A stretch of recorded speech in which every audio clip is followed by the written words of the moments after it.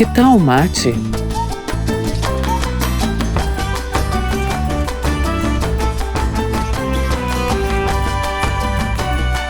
Esse é o podcast do Assam Círculo. Olá, pessoal. Eu sou Pamela Marconato Marques e esse é o podcast Que tal Mate? Uma produção do Círculo de Referência em Agroecologia, Sociobiodiversidade, Soberania e Segurança Alimentar e Nutricional, o Assam Círculo, ligado à Universidade Federal do Rio Grande do Sul. Nesse episódio, nós vamos seguir falando sobre pandemia, já que estar atento a ela e aos seus efeitos passa a ser um compromisso ético e um cuidado com a vida, no qual a gente precisa estar engajado como universidade pública. A proposta de hoje é refletir sobre como o coronavírus tem se somado a outras crises, vivenciadas por populações negras, indígenas, acelerando processos de aniquilação e morte que elas já conhecem há séculos. O caso do afro-americano George Floyd, assassinado pela polícia em pleno cenário de pandemia nos Estados Unidos, e que acabou servindo de estopim para que o lema Black Lives Matter passasse a ecoar pelo mundo, nos dá algumas pistas para a gente começar. Desde esse acontecimento, no final de maio, temos assistido a uma proliferação de reações antirracistas, que vão desde o compartilhamento da hashtag em redes sociais até o derrubamento de estátuas de personagens históricos marcados por um legado racista e colonialista. No Brasil, a pandemia segue atingindo mais pessoas negras e matando expressivas lideranças indígenas, como o Pataxó Galdino José dos Santos, o Guarani Kaiowá Marcos Veron, Paulino Guajajara, o Ticuna Aldenor Félix, entre, infelizmente, muitos outros. Enquanto o racismo estrutural vai criando condições para a legalização da grilagem em terras de povos tradicionais, para que bebês indígenas recém-nascidos com suspeita de Covid fossem afastados das suas mães e enterrados sem seu conhecimento em Roraima, para que uma criança negra despencasse do alto de prédio porque adultos brancos de referência não se ocuparam do seu cuidado, a ponto de nos fazer perguntar: é suficiente, nesse contexto, afirmar que vidas negras e indígenas importam? Como é que se dá corpo, sustentação, compromisso para essa afirmação?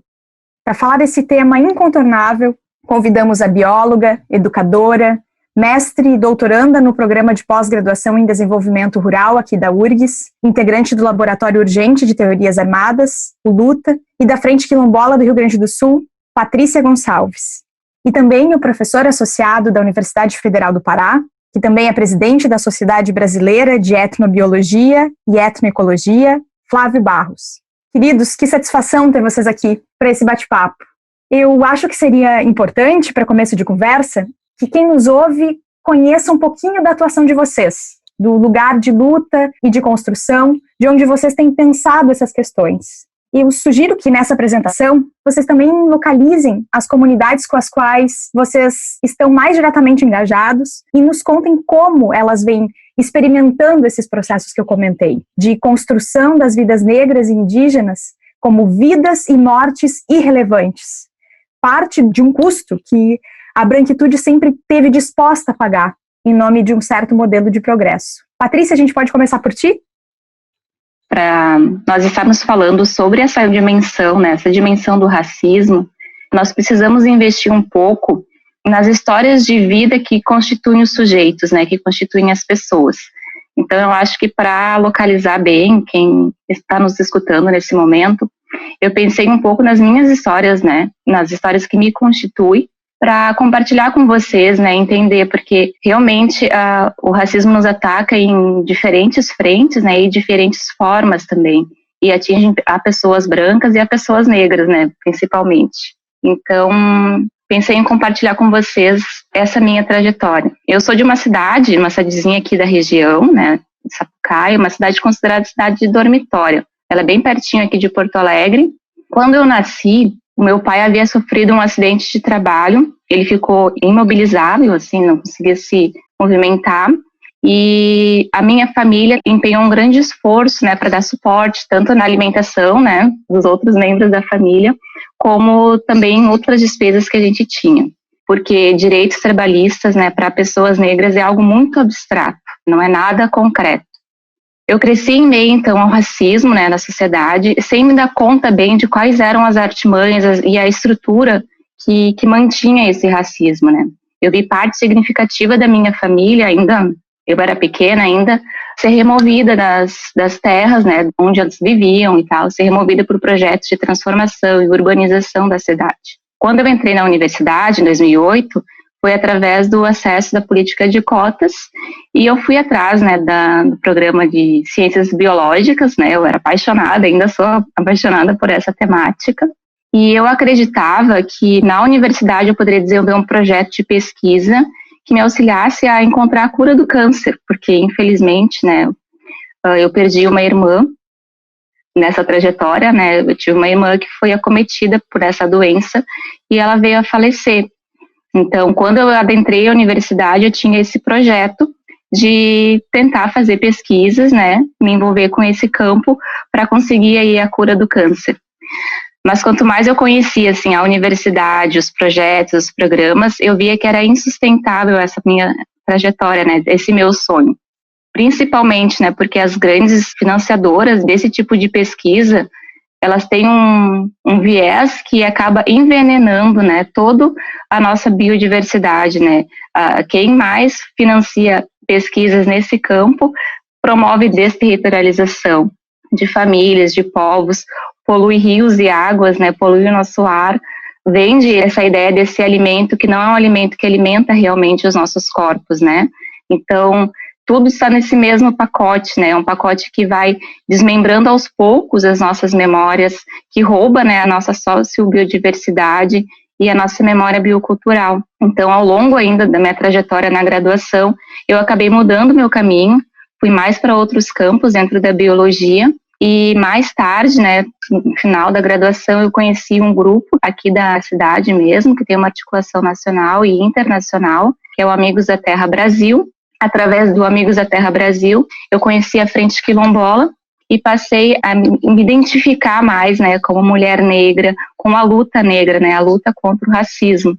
Mas principalmente o meu elo, assim, dentro dessa organização da Frente Quilombola, ele se fortaleceu a um trabalho mais próximo junto às famílias, né, que construíam e que constroem, né, a sua resistência diante desse nosso estado aqui, né, para quem está nos escutando, o Rio Grande do Sul é um dos estados de maioria branca e que traz, né, essa supremacia branca nos espaços institucionais e nos espaços também não institucionais, né. Então, por exemplo, eu, né, com essa minha trajetória já, eu não imaginava que aqui no estado a gente tivesse, por exemplo, um campesinato negro, né, mais consolidado.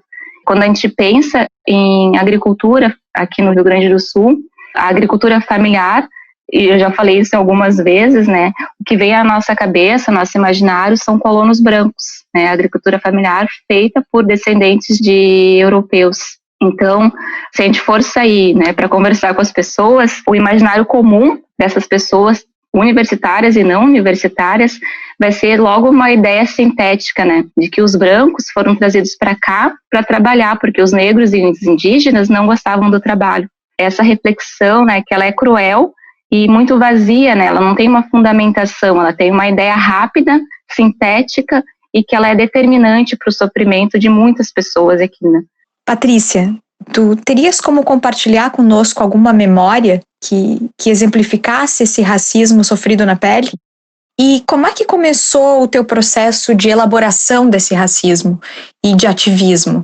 Quando eu era criança, né, estava na escola, eu sofria, né, muita ridicularização por frequentar o terreiro, e eu não sabia que isso era o racismo, né, eu achava que era alguma coisa comum, né, que pessoas que frequentam o terreiro poderiam ser ridicularizadas e pessoas que frequentam a igreja deveriam ser respeitadas, né, isso que é ser civilizado.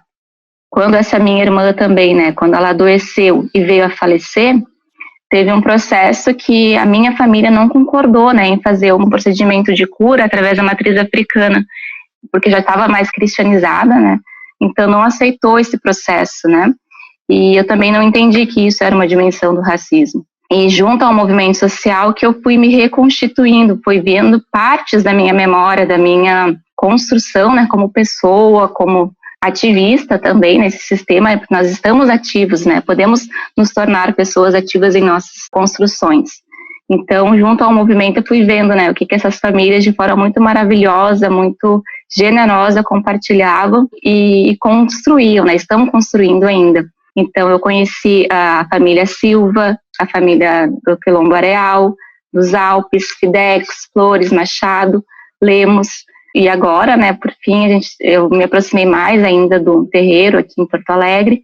E temos mais também uma outra família nessa luta quilombola, que é a família Ouro. Tem outros quilombos aqui no estado, né? Eu estou falando desses que estão aqui na capital, mas a gente tem outros quilombos pelo Rio Grande do Sul e a gente também troca bastante com essas outras comunidades, como Morro Alto, Colodianos, Teixeira, Casca e tantos outros, né? Então, estas histórias, para mim, elas são munições, né? Para conseguir enfrentar essa dimensão aí. Professor Flávio, pode dar sequência? Sim, eu falo aqui de Belém do Pará, na Amazônia, como pesquisador e professor da Universidade Federal do Pará, e uma pessoa que vive num estado em que as violências físicas e simbólicas no campo, no espaço rural, no meio rural, nos diversos territórios dos povos e comunidades tradicionais, têm sido historicamente bem marcantes. Eu também queria me situar, não é? Eu queria pontuar aí a diferença entre o lugar da Patrícia e o meu lugar. Falo de um lugar de uma pessoa que convive com sujeitos, né, com pessoas, com povos e comunidades tradicionais que vêm desde o processo de colonização do nosso país, enfrentando essa violência física e simbólica e que remonta até os dias de hoje. Então, alguns dos relatos que a Patrícia colocou, né, eu tenho observado a partir de experiências, né, em trabalhos de campo no Maranhão, no Pará e no Mato Grosso, como esse processo de violência, ele interrompe, ele afeta a vida das pessoas, inclusive impedindo um pensamento de futuro. Professor Flávio, seria ótimo poder escutar algumas vivências suas como pesquisador desse tema, em aliança com essas populações.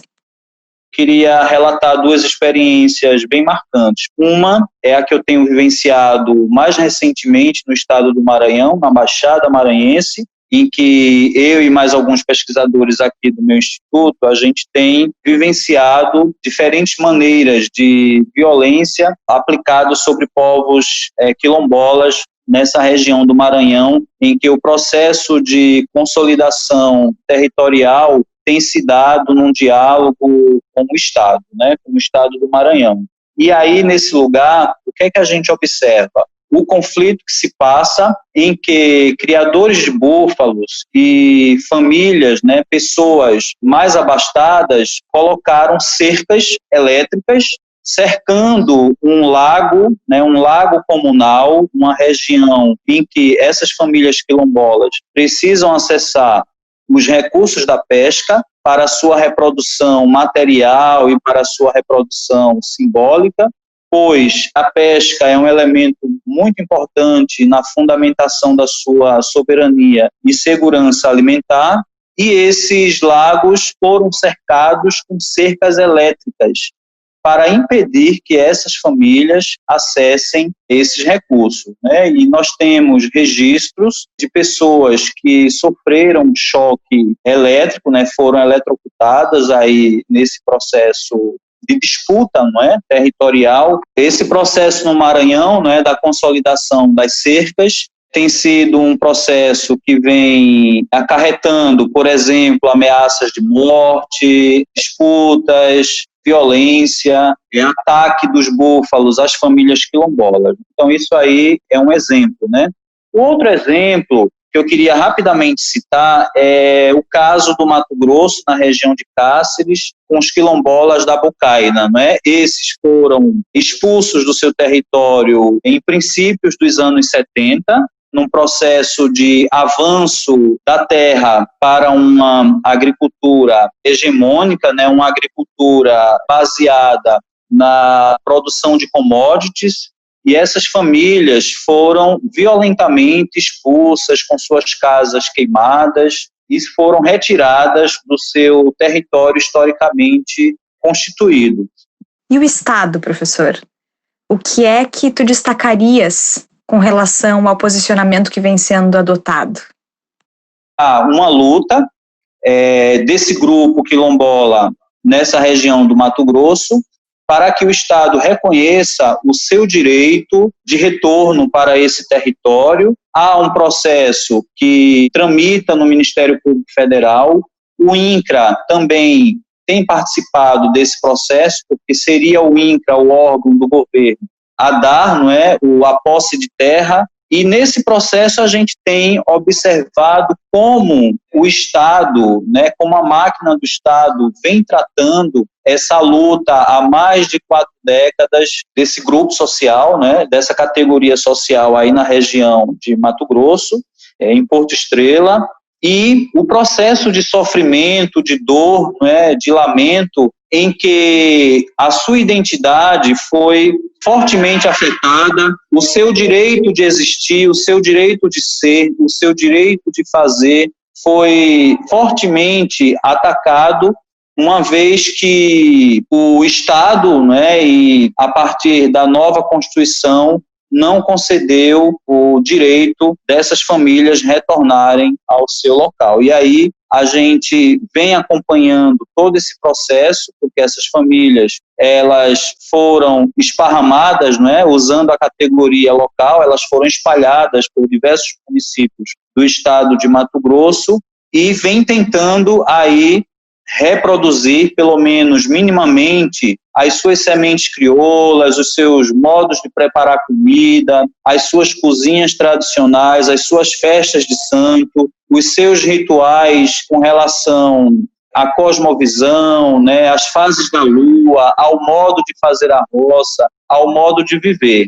E até hoje, em muitos casos, inclusive a gente observa, por exemplo, que a prefeitura tem trazido impedimentos para que, por exemplo, eles reproduzam as suas festas do cururu e do siriri, que são danças e expressões imateriais da sua cultura, e que eles ficam à mercê de uma gestão municipal para autorizar se eles podem ou não fazer essas festas nos lugares, né, nos acampamentos onde se encontram hoje. Então, o papel de nós pesquisadores tem sido muito mais nesse diálogo e nessa aproximação de parceria com esse movimento de luta, tentar escrever sobre essas experiências, né, experiências de sofrimento e de dor, para que, junto com essa luta, com esse movimento, com essas associações, a gente possa cair no enfrentamento e encarar o Estado nesse processo de violência histórica e que não há, senão, um racismo aí muito claro, muito vivo e outras formas de violência, consolidando as disparidades, as distorções sociais e a falta de cumprimento de direitos desses povos e comunidades tradicionais. Muito obrigada, Patrícia e Flávio. As falas de vocês trazem elementos muito importantes para que a gente entenda os modos singulares como pessoas negras, povos tradicionais, estão inscritos num projeto de humanidade que precisa manter a ideia de que as suas vidas valem menos para seguir explorando e se valendo da sua força vital. Seria ótimo que agora, na sequência, vocês pudessem nos falar sobre como essas populações têm produzido, elas próprias, respostas vigorosas contra essa ideia, contra a aniquilação das suas vidas. Alguns exemplos de como, no seu cotidiano, nas suas lutas, inclusive agora, né, durante a pandemia, elas têm cuidado da vida, criado modos de reverenciar, de exaltar a vida. As coisas que eu estou vendo, né, elas são coisas que vêm de uma inventividade, né, de uma força geradora e que deseja muito a vida, né, que se compromete muito com a vida, que se compromete muito com uma possibilidade de vida saudável, de uma vida feliz, de uma vida com saúde. Então, diante da pandemia, né, de tudo que nós estamos vendo, as comunidades aqui, as comunidades urbanas, se organizaram de diferentes formas e em parceria com um sentido comunitário, que vem muito naquela ideia, né, de fortalecimento do tecido social diante, né, da opressão que vem, inclusive, via Estado, né, não é só uma estrutura capitalista, os empresariados, não. A opressão, ela está vindo, né, a partir do Estado também, muito forte, né, nesse período.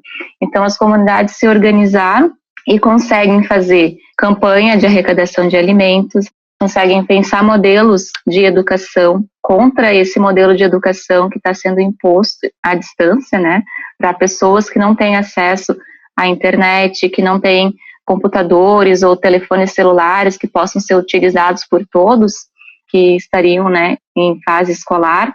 Nas comunidades a gente não tem essa realidade, né, mas mesmo assim as comunidades se reorganizam e pensam quais são as demandas que nós estamos precisando dar conta agora para auxiliar a formação das nossas crianças, para auxiliar a formação dos nossos adolescentes.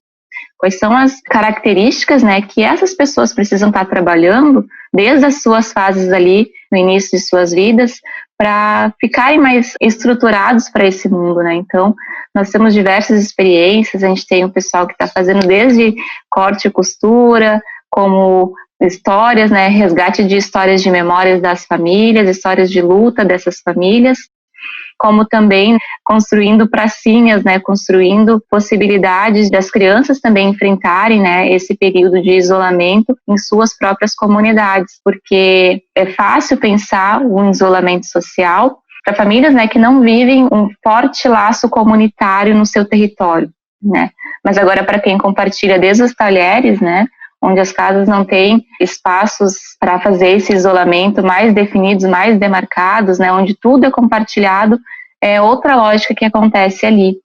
Então, as pessoas estão se apropriando cada vez mais disso e estão pensando como elas conseguem promover, né, segurança e saúde num período de pandemia, num período onde nós enfrentamos um inimigo invisível ao mesmo tempo, né. Então, tudo isso está sendo muito socializado, muito discutido e refletido, né, pelas comunidades. Maravilha, Patrícia. Flávio? As comunidades têm buscado as suas formas de existência e resistência. Aí é importante a gente colocar o processo de politização, né, ou de enfrentamento político ao Estado, e aí também a gente pode colocar os processos de judicialização que as comunidades, né, junto às ONGs, junto aos pesquisadores e pesquisadoras, têm se articulado, têm estudado mais sobre os instrumentos legais, tanto no Brasil, e aí a gente pode falar da Carta Magna, a gente pode falar da Convenção 69 da OIT, a gente pode falar dos artigos que constam na Constituição brasileira, dos decretos e dos próprios instrumentos internacionais para lutarem pelos seus direitos. Também há todo um processo de revitalização das suas lutas, e aí eu queria falar um pouco das redes sociais e das tecnologias modernas, que também têm sido muito importantes nesse processo de enfrentamento e de luta, né, perante a sociedade hegemônica, perante essa ideia de Estado-nação, e as comunidades têm reinventado o seu modus operandi nesse processo de pandemia. E, para isso, elas têm construído diferentes estratégias, como, por exemplo, cercar as estradas, os meios de acesso às comunidades, no sentido de isolar, não é, para o contato com pessoas que possivelmente estejam contaminadas com o SARS-CoV-2, que é o novo coronavírus. Essas comunidades, elas têm trazido a experiência de comercialização dos seus produtos da sociobiodiversidade, e nesse sentido a universidade tem se somado a essas redes de solidariedade e de comercialização dos produtos dessa sociobiodiversidade para, de alguma forma, gerar renda para essas comunidades. Várias comunidades têm se valido das suas cosmologias e dos seus próprios modos de cura, que divergem em muitas situações dos modos de fazer a medicina no contexto da cidade e da alopatia, não é? Então, as plantas medicinais, os encantados, né, os processos de pagelança, de benzeção, têm sido também muito importantes nesse processo, porque o Estado não lá está, né? O Estado não aparece, né? A medicina não se apresenta, o hospital não está ali, mas essas comunidades elas vão construindo as suas próprias formas e estratégias de enfrentar essa doença que tem a cara e o cheiro do capital. Obrigada pelas respostas, Patrícia, Flávio. Eu acho que agora a gente chega, então, numa das pontas mais controversas, né, desse debate. Com o compartilhamento da hashtag Black Lives Matter, veio também a suspeita com relação à suficiência desse compromisso frágil que a branquitude está disposta a assumir nas redes sociais. Na opinião de vocês, é possível estabelecer pactos de maior envergadura entre as populações negras, indígenas e aliados brancos? Vocês poderiam citar algum exemplo nesse sentido? Quando a gente fala de pacto, eu preferia trabalhar na utopia ou na ideia de que, ao invés de a gente pensar um pacto dos brancos com os negros, com os índios, talvez a gente pudesse pensar sobre um pacto da humanidade, né? Um pacto de nós, pessoas, né? Seres humanos. Inclusive, porque durante muito tempo se construiu um pensamento, um imaginário de que os índios e os negros eram menos humanos, ou menos pessoas do que os europeus, do que os brancos, né? Então, é possível que até hoje, em pleno correr do século XXI, haja pessoas que ainda pensem assim, né? Então, essa ideia do pacto, ela é muito interessante, um pacto que traz a possibilidade de uma relação, né? Uma relação em que as alteridades, o respeito às alteridades, o respeito ao outro, o respeito à identidade do outro, à cultura do outro, ela é fundamental para a gente pensar a nossa humanidade. Eu acho que para a gente pensar essa questão, né, da maior envergadura, do maior comprometimento, que seria extremamente fundamental nesse período, nós temos que pensar por que nós nos deparamos com essa pergunta, né? Então a gente parte para um ponto que é olhar o racismo como essa máquina ou essa mega estrutura que faz uma hierarquização das pessoas, né, que categoriza pessoas, que faz uma sistematização, que coloca elas num ponto onde pessoas que têm as marcas, né, na pele, nos seus traços, estas pessoas valem menos diante de outras pessoas. E essa lógica, ela sustentou e ela fundamentou toda a nossa Constituição como humanidade a partir de um projeto político, né, do capitalismo, que fundamenta e que reestrutura a sociedade num novo tipo de imperialismo, né, de quem manda no mundo, quem diz o que tem que fazer, com todas as riquezas que tem, né, que para nós são os bens comuns do mundo. Se a floresta pode ser explorada e pode ser tratada como ela está sendo tratada, assim como o professor Flávio trouxe em momentos anteriores, é porque na floresta existem, né, pessoas ainda que estão em resistência, que são pessoas indígenas, são pessoas negras, que estão ali produzindo seus modos de vida possíveis com a floresta de pé, né? Sempre com a floresta de pé, não derrubando para fazer um projeto político que vá só transformar as coisas em mercadorias e sem a essência de vida que essas coisas têm, né? Que os nossos bens comuns possuem.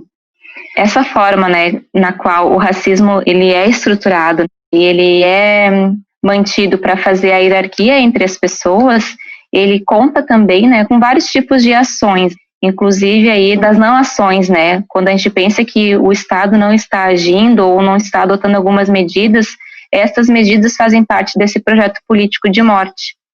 E esse projeto político de morte, ele é feito para conseguir manter, né, essa sistematização que vai acumular benefícios para alguns e vai oprimir outros nessa base de uma pirâmide que nós temos, né, na sociedade, onde a maioria vai estar ali sendo oprimida, ficando à margem dos projetos, ficando à margem dos benefícios que pensar, né, bens comuns, compartilhados, poderiam ter. Então, se nós não conseguimos construir com pessoas diferentes, né, com pessoas que têm possibilidades de contribuições diferenciadas dentro desse nosso projeto político, a gente vai só fortalecer uma ideia, que é a ideia da segregação, que é a mesma ideia utilizada, né, para manter a sociedade em castas, em hierarquia, onde alguns vão se beneficiar desses acúmulos, né, de produção da humanidade e outros ficarão cada vez mais às margens.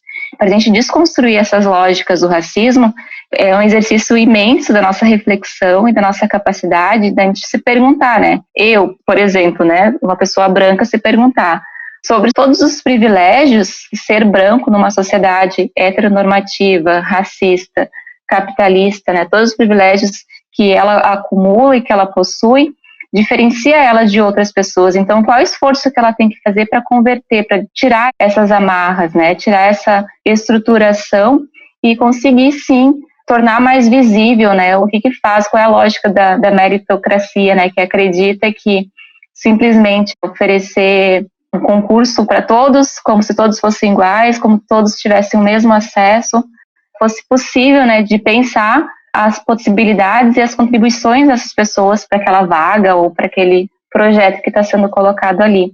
Então, é um esforço, precisa de estudo, precisa de empenho, e é muito mais que uma hashtag o que a gente está precisando nesse momento, porque muitas pessoas estão morrendo, e essas mortes não são de hoje, né? Não são essas mortes que a gente acompanhou desde o início do ano. São mortes há 520 anos para sustentar um projeto de morte para pessoas negras e indígenas, né? Então, todo o esforço que as pessoas brancas têm que fazer, eles têm que estar sempre pactuados nessa percepção, né?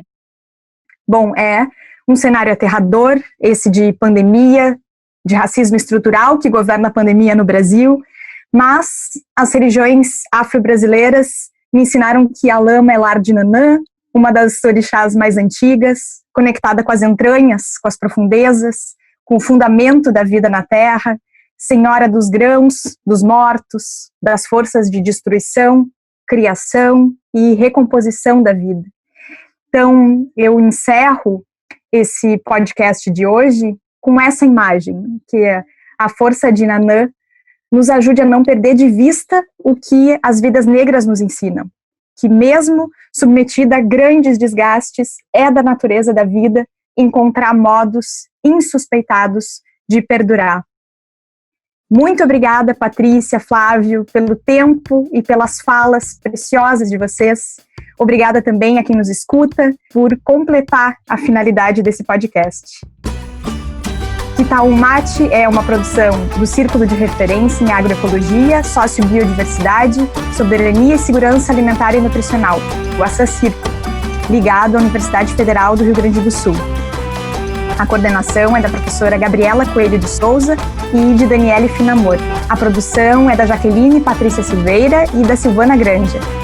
Esse episódio teve a participação especial de Pamela Marconato Marques, vinheta e edição de áudio do Pedro de Bois e identidade visual da Helena de Lima Miller. Até o próximo episódio.